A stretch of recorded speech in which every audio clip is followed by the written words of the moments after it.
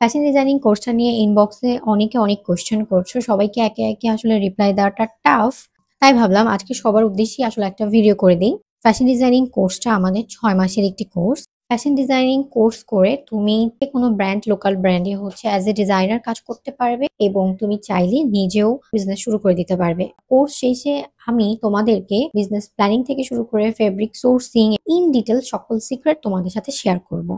আচ্ছা, এখন কথা হচ্ছে ডিজাইনারদের কাজটা কি? এটাই আসলে অনেকে বুঝো না বা এই কোর্সটা করে আসলে লাভটা কি? সেই বিষয়টা একটু ক্লিয়ার করার চেষ্টা করছি। যারা ডিজাইনার আছি তারা শুধুমাত্র আমরা সেলাই বা কাটিং করি না। এটা কোনো ডিজাইনারের স্পেসিফিক কাজ না।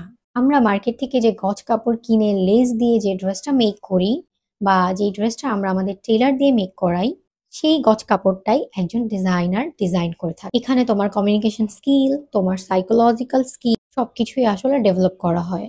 এটা একটা এন্টারটেইনমেন্ট জব। একজন ডিজাইনার নতুন, নতুন প্যাটার্ন ক্রিয়েট করে। সো যেকোনো ব্র্যান্ড কিংবা লোকাল ব্র্যান্ড ডিজাইনার ছাড়া চলতে পারে না।